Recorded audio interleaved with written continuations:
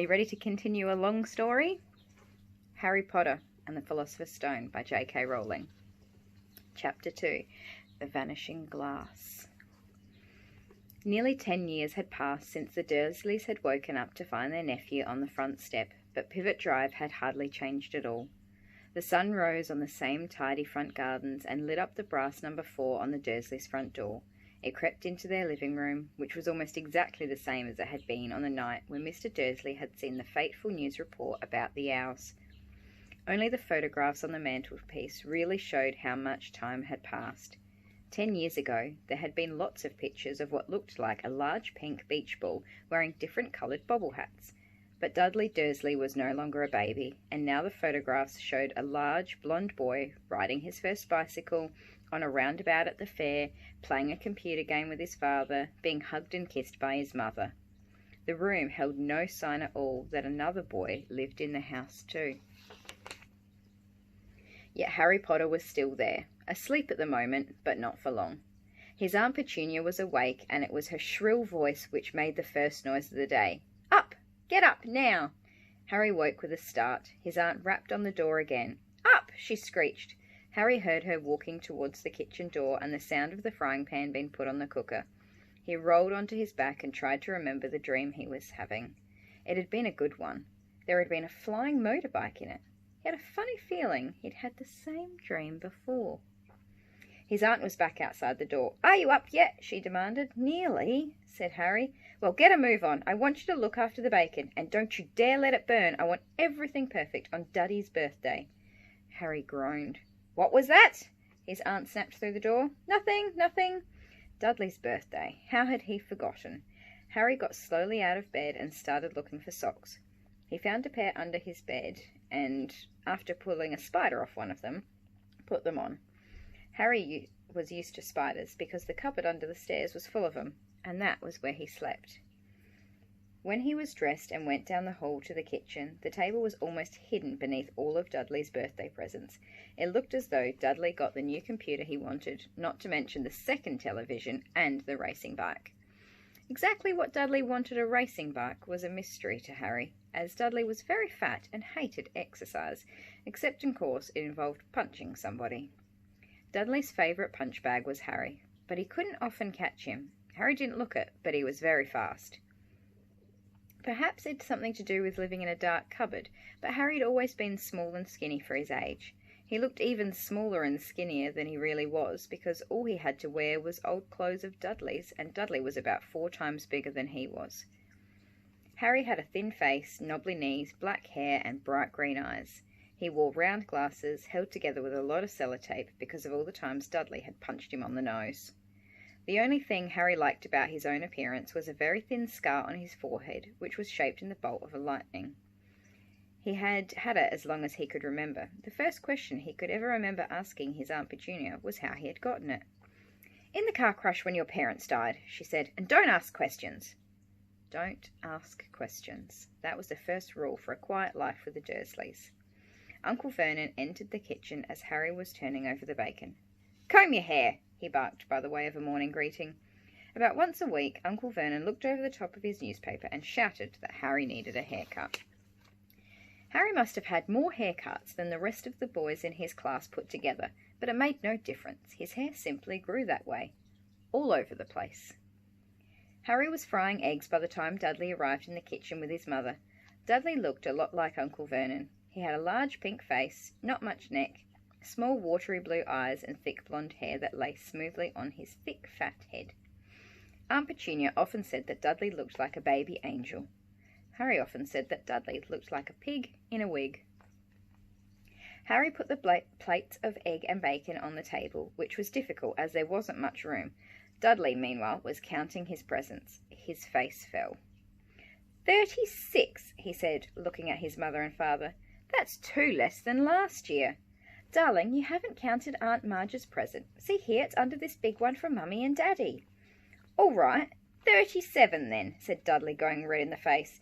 Harry, who could see a huge Dudley tantrum coming on, began wolfing down his bacon as fast as possible in case Dudley turned the table over. Aunt Petunia obviously scented danger too, because she said quickly, "And we'll buy you another 2 presents while we're out today. How's that, Popkin? 2 more presents. Is that all right?" Dudley thought for a moment. It looked like hard work. Finally he said slowly, "So I'll have 39 sweetums," said Aunt Petunia. "Oh."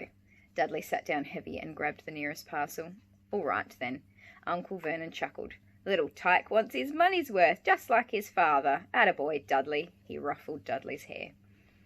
At that moment the telephone rang and Aunt Petunia went to answer it while Harry and Uncle Vernon watched Dudley unwrap the racing bike, a cine camera, and a remote control aeroplane, 16 new computer games, and a video recorder. He was ripping the paper off a gold wristwatch when Aunt Petunia came back from the telephone, looking both angry and worried. "Bad news?" Vernon said. "Mrs. Figg's broken her leg. She can't take him." She jerked her head in Harry's direction. Dudley's mouth fell open in horror, but Harry's heart gave a leap. Every year on Dudley's birthday, his parents took him and a friend out for the day to adventure parks, hamburger bars, or the cinema. Every year, Harry was left behind with Mrs. Figg, a mad old lady who lived 2 streets away. Harry hated it there. The whole house smelled of cabbage, and Mrs. Figg made him look at photographs of all the cats she'd ever owned. "Now what?" Aunt Petunia said, looking furiously at Harry as though he'd planned this. Harry knew he ought to feel sorry that Mrs. Figg had broken her leg, but it wasn't easy when he reminded himself it would be a whole year before he had to look at Tibbles, Snowy, Mr. Paws, and Tufty again. "We could phone Marge," Uncle Vernon suggested. "Don't be silly, Vernon. She hates the boy." The Dursleys often spoke about Harry like this, as though he wasn't there, or rather, as though he was something very nasty that couldn't understand them, like a slug. "What about what's-her-name, your friend, Yvonne, on holiday in Mallorca?" snapped Aunt Petunia.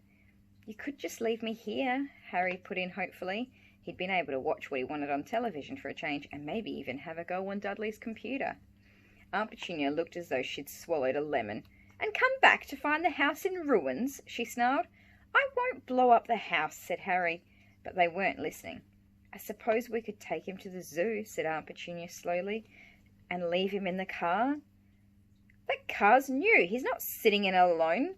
Dudley began to cry loudly. In fact, he wasn't really crying. It had been years since he'd really cried, but he knew that if he screwed up his face and wailed, his mum would give him anything he wanted. "Dinky Dudley Dums, don't cry. Mummy won't let him spoil your special day," she cried, flinging her arms around him. "I don't want him to come," Dudley yelled between huge pretend sobs. "He always spoils everything." He shot Harry a nasty grin through the gap in his mother's arms. Just then the doorbell rang. "Oh, good Lord, they're here," said Aunt Petunia frantically, and a moment later Dudley's best friend, Piers Polkiss, walked in with his mother. Piers was a scrawny boy with a face like a rat. He was usually the one who held people's arms behind their backs while Dudley hit them. Dudley stopped pretending to cry at once. Half an hour later, Harry, who could not believe his luck, was sitting in the back of the Dursleys' car with Piers and Dudley on the way to the zoo for the first time in his life. His aunt and uncle hadn't been able to think of anything else to do with him, but before they left, Uncle Vernon had taken Harry aside. "I'm warning you," he said, putting his large purple face right up close to Harry's. "I'm warning you now, boy. Any funny business, anything at all, and you'll be in that cupboard from now until Christmas."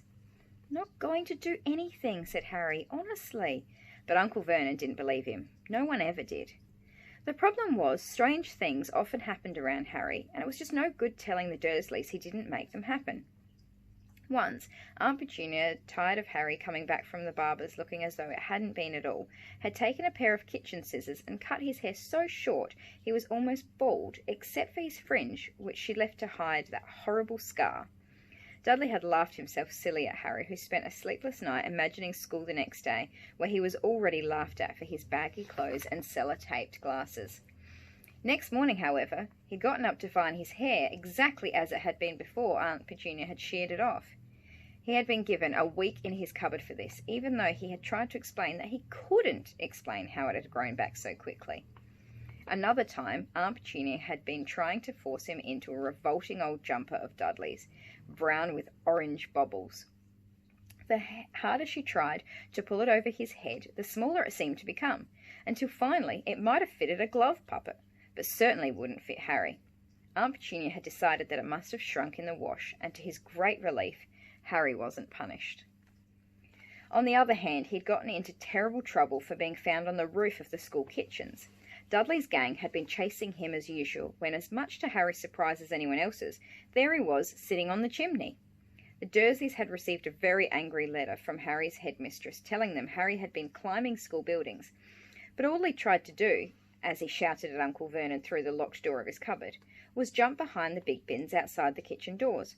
Harry supposed that the wind must have caught him mid-jump. But today, nothing was going to go wrong. It was even worth being with Dudley and Piers to be spending the day somewhere that wasn't school, his cupboard, or Mrs. Figg's cabbage-smelling living room. While he drove, Uncle Vernon complained to Aunt Petunia. He liked to complain about things. People at work, Harry, the council, Harry, the bank, and Harry were just a few of his favourite subjects. This morning, it was motorbikes. "Roaring along like maniacs, the young hoodlums," he said as a motorbike overtook them. "I had a dream about a motorbike," said Harry, remembering it suddenly. "It was flying." Uncle Vernon nearly crashed into the car in front. He turned right around in his seat and yelled at Harry, his face like a gigantic beetroot with a moustache. "Motorbikes don't fly." Dudley and Piers snickered. "I know they don't," said Harry. "It was only a dream."